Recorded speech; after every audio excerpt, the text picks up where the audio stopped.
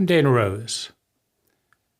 Anthropologists tell us that there have been more than 10,000 cults, 10,000 cultures, and that today 95% of them are extinct. Their language, their belief system, their diet, their way of dressing, their rituals are dead. And I think this is important to recognize because it suggests that in a million years, whatever we're doing today, including what we're doing at Medicina, will be dead. Meaning most cultures, most cults don't have a very long lifespan. And I think the reason for that is many of them are circumstantial, instinctual, and fail to iterate, fail to update, right? They're proud of the tradition that once served and now stands in the way of the well-being of their members. If we think of what culture is, it is a default mode that governs 95% of human behavior. Language is part of a cult.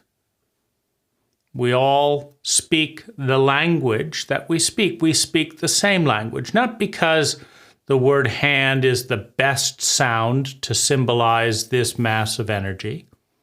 It's just the way things are done. We eat the food we eat, by and large, because that's the way things are done. We say by and large. What does that mean, right? You know what it means. I just said it, by and large. By, to go by, or buy something, in, to be inside, large. What does that mean? Right? It means absolutely nothing, except that it is a meme. It's a cult meaning. You know, we say by and large, and it means in large part. And that's the kind of unconscious stuff, the unconscious baggage we get when we inherit a cult that's thousands of years old without questioning it, without analyzing it, without updating the design. Imagine if IBM had invented the computer back in the 50s, and everyone had made it into a tradition to have slow, highly expensive, large things for no other reason than that's the way things are done, right? And that's often what a cult is. That's why it's so cult-like. We do it because we do it, and that's why we do it, right? And whether it's speaking the language of our birth, eating the food that is customary, going to work at jobs we largely don't like, and spending hours in traffic, these traditions govern 95% of human behavior, right? I'm supposed to go to school and learn these things regardless of how useful the topics are, right? I have yet to meet someone who's using algebra in daily life. We learn algebra while not learning sexuality, while not learning how to drive a car, while not learning how to resolve conflict effectively using a scientific method. We learn algebra because we learn algebra. And we learn algebra because we learned it before as a cult. And we learned it before because that was the thing to do, and that's why we do it. And it's not to say that there isn't a use in algebra. It's just, can anyone demonstrate, using a scientific method, that it's more useful to learn algebra than it is to navigate conflict in a marriage successfully? 50% of marriages are ending in divorce. I don't know of a single marriage held together by algebra, it's not even questioned. And that's part of the problem, right? Cults tend to ossify into dogmas and be protected by this idea that if it was done in the past, it must have had a purpose, and probably it did at some point in the past, and therefore it should be done in the present without evaluating its relevance.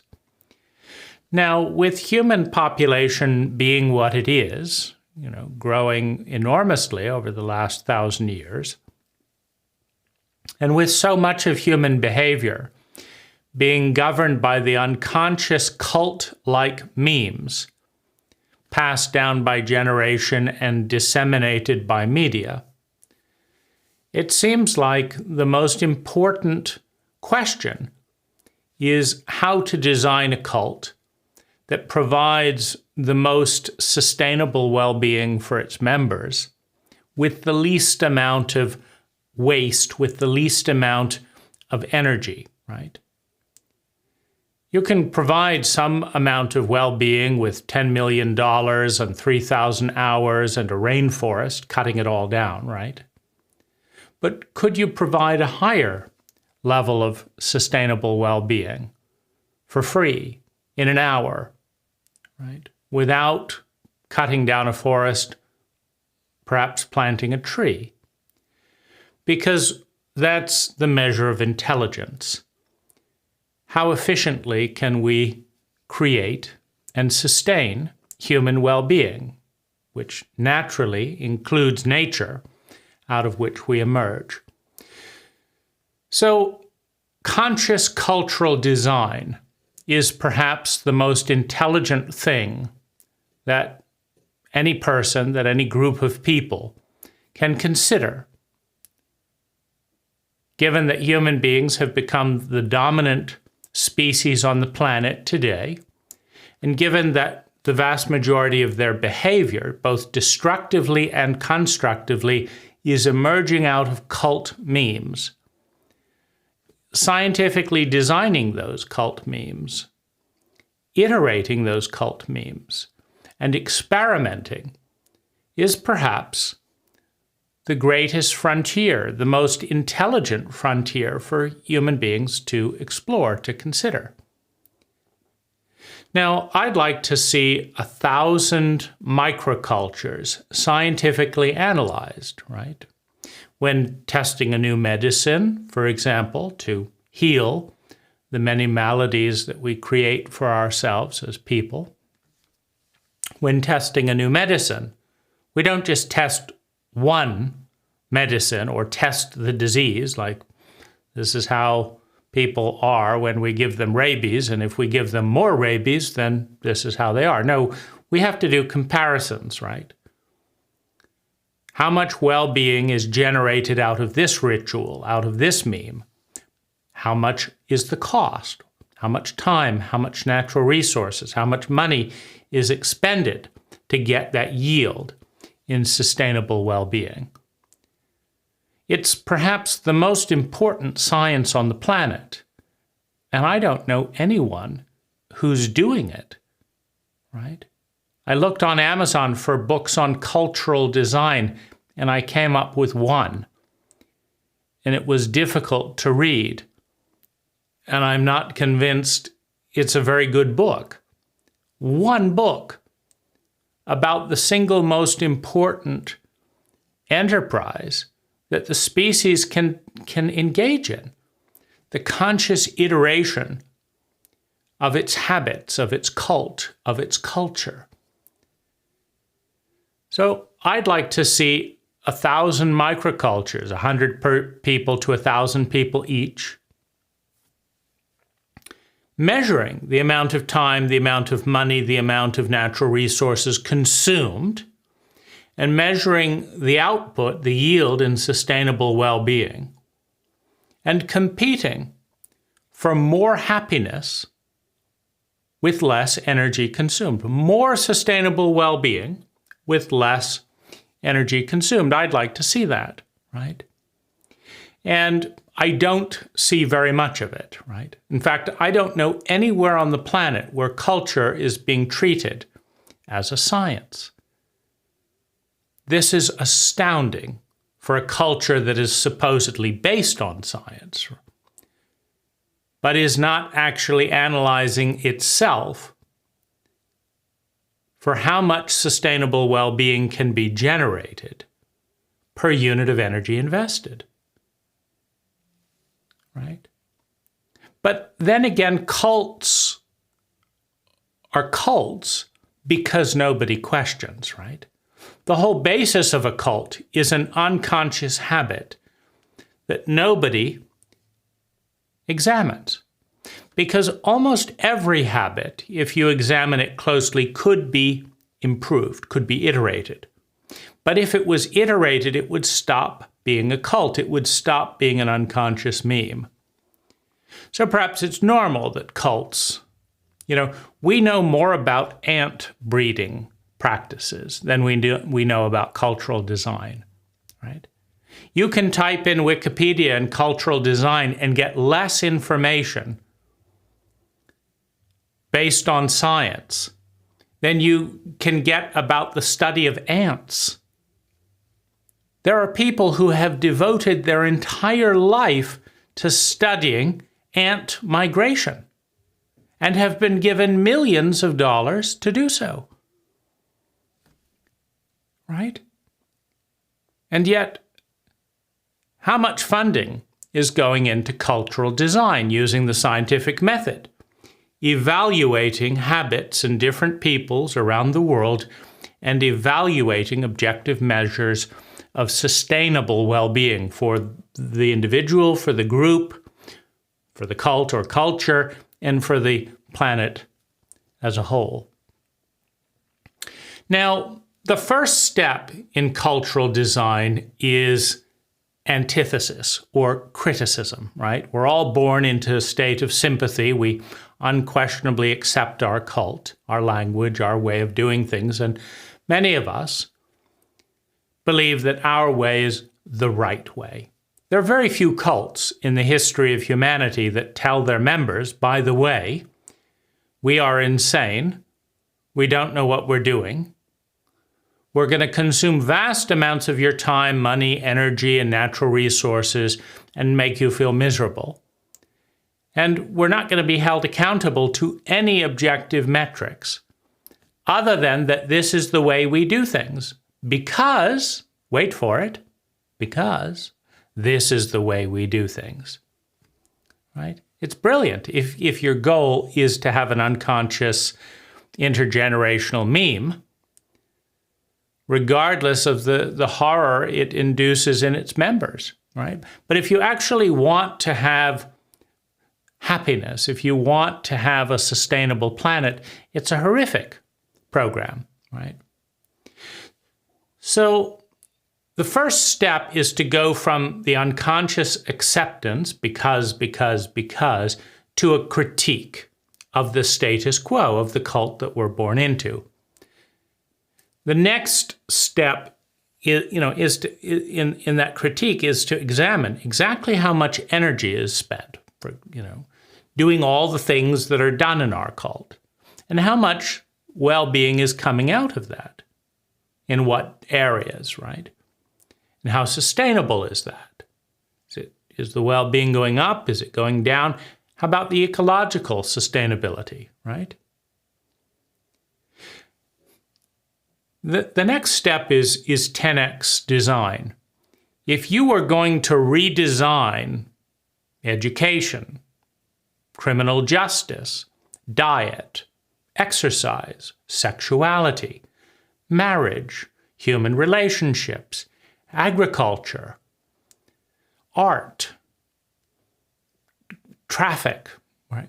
If you're going to take an area of your cult and make it 10 times better, meaning yield 1,000% more sustainable well-being and consume less energy or the same energy as the current meme, how would you go about it, right?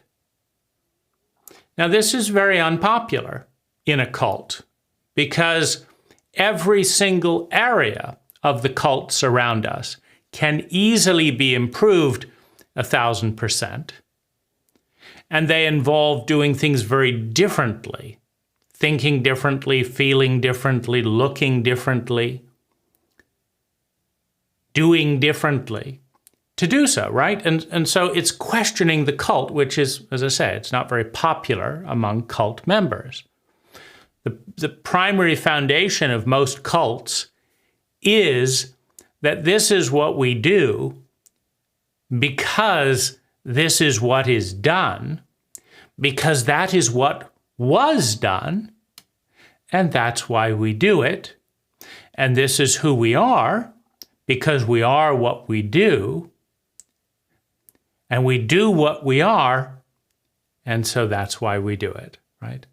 I mean, you notice, obviously, that's called self-referential thinking.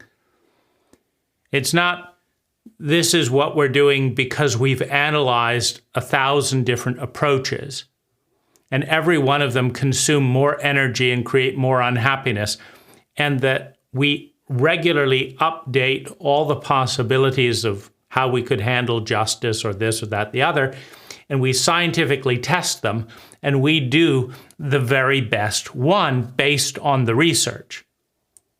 No, right? Cults diverge wildly from data and research because that's what makes them a cult. If you keep gathering data and iterating in response to the data, you don't have a cult. You have a living, breathing, healthy ecology in which each generation has a different relationship with itself than the generation before.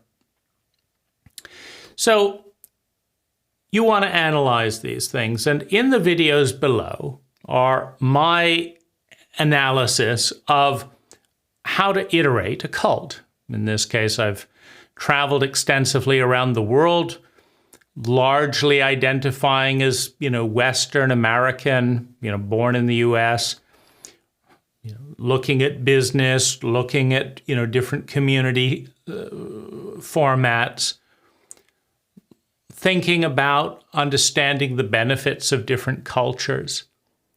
And so the goal is that this culture is 10 times more effective at yielding sustainable well-being per unit of energy invested, right? It is not the only way to do things, right? But it's a start, right? I don't know of a better place or of a place in the world with better protocols, or I would move there immediately and happily live the rest of my life there. I don't know of a 10x cult. I know of 3x cults.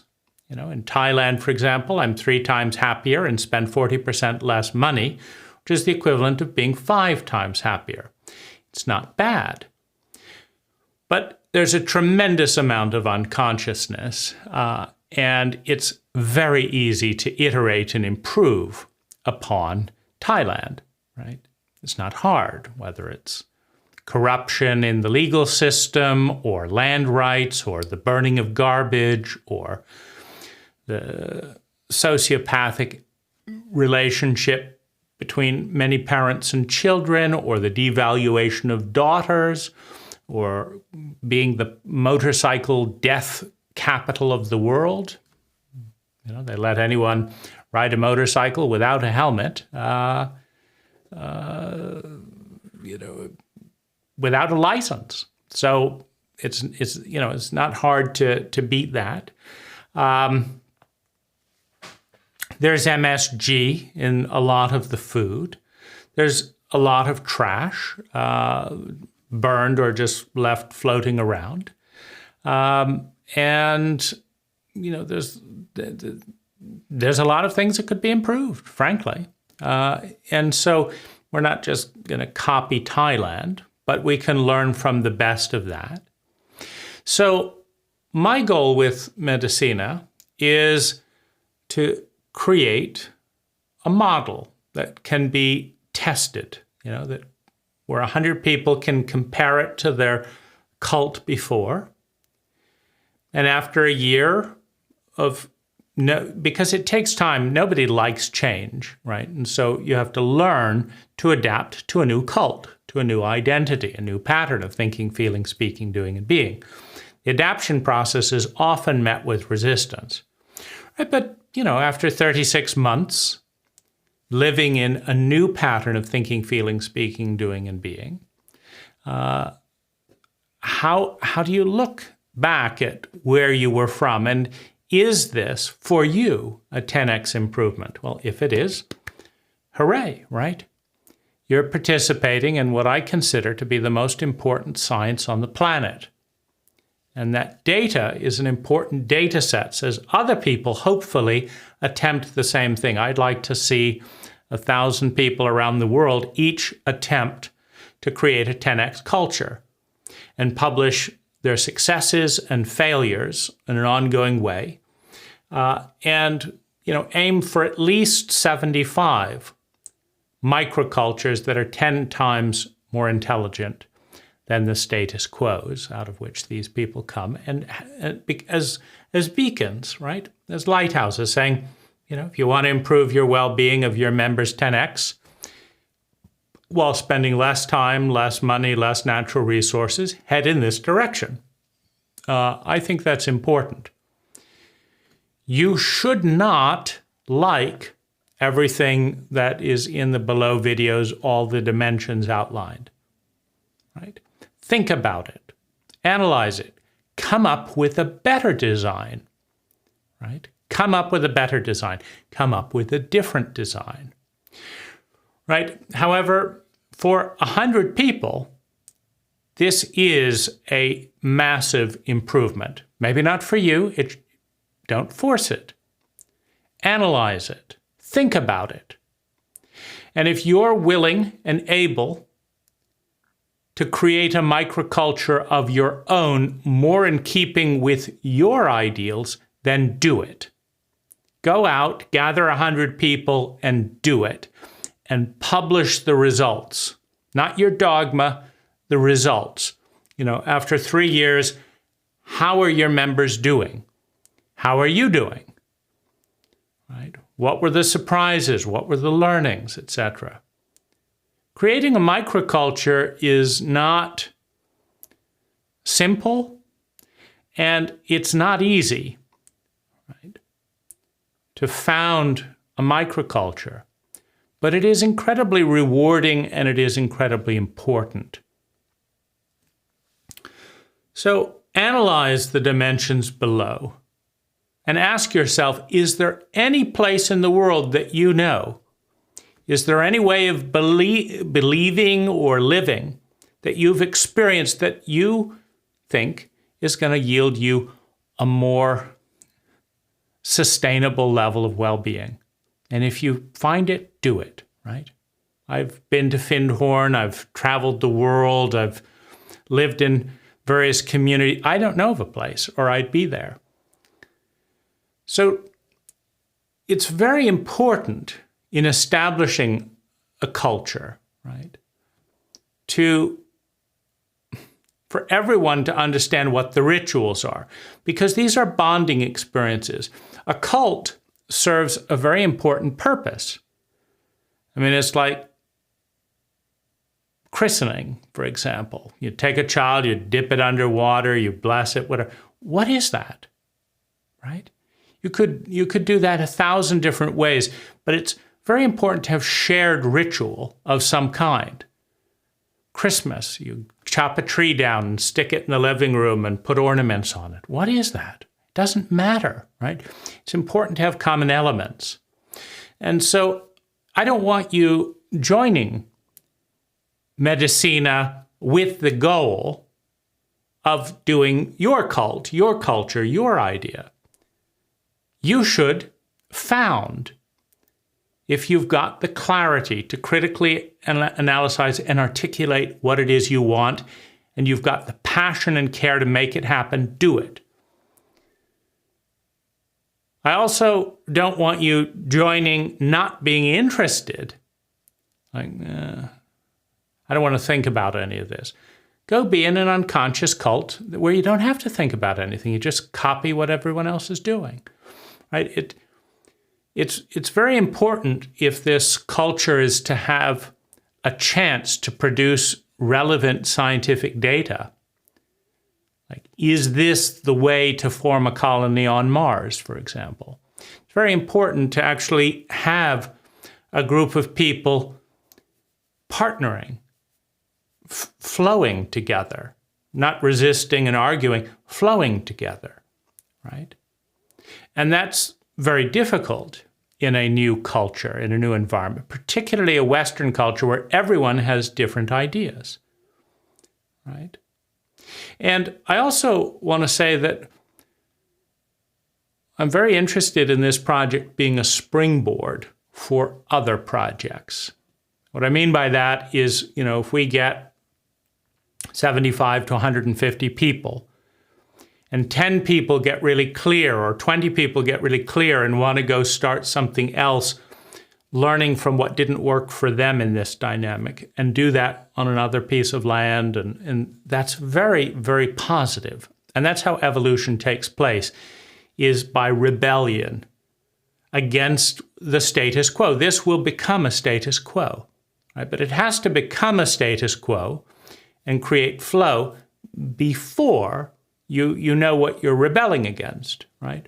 It's not the be-all and end-all. But my goal, at least for myself, is to have something 10 times more satisfying than anything that I've experienced in any of my travels and any of my experiences around the world. And I'd like you to critically analyze the recipes, the protocols, and think it through. If you're not willing to think, you're not ready to start a culture. It's that simple. Be part of a cult that exists where you don't have to think. If you're willing to think and your thoughts take you in a very different direction, then you need to be a leader and go and form that. But if you're willing to think and you notice, that makes sense. I can't think of a better way to be born. I can't think of a better way to die. I can't think of a better way to heal loneliness. I can't think of a better way to conserve energy, to reduce waste. I can't think of a better way. Then this is for you, right? And welcome to Medicina.